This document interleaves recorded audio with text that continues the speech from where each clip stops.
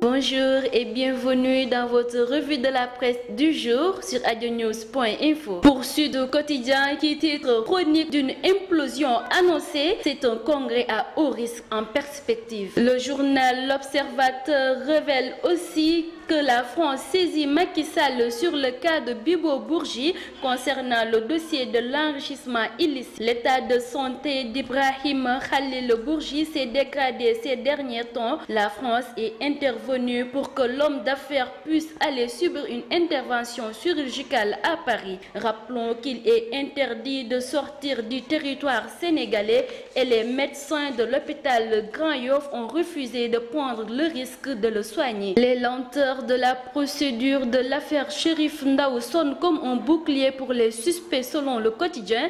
Les caporaux-chefs des sapeurs-pompiers Lat Ndoye et Baye Thiaw, suspectés d'être à l'origine de la mort du soldat du feu Chérif Ndaw, ne sont pas encore à la disposition de la justice. Pourtant, les ordres de poursuite ont été signés par le ministre de l'Intérieur. Toujours dans le quotidien, 2 mois après le groupe consultatif, le PSE a engagé 536 milliards de francs CFA sur les 3729 promis, ce qui représente 14,4% des engagements.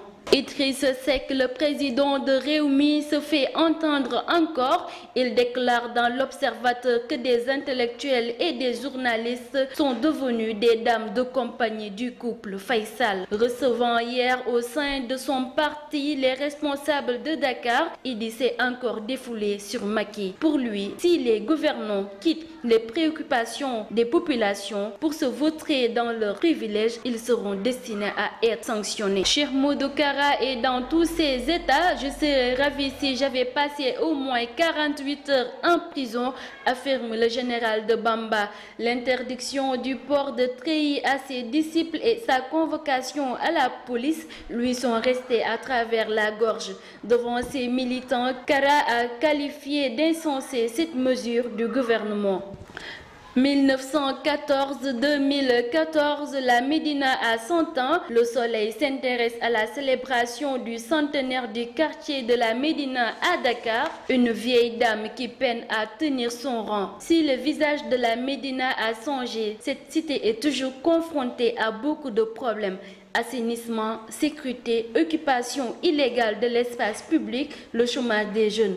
La Médina se modernise à pas de caméléon, suit le journal Le Soleil. Fait divers, une rocambolesque histoire d'immolation secoue le quartier de Sam de Kaolack. Awolo, 3e femme d'un immigré depuis 6 ans sans avoir d'enfant, simule une grossesse. Démasquée, elle tente de mettre fin à sa vie en s'immolant par le feu.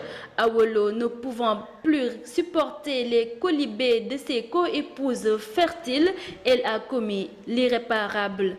Elle est admise à l'hôpital pour réanimation. C'était tout pour votre revue de la presse d'aujourd'hui sur adionews.info. Merci et à très bientôt.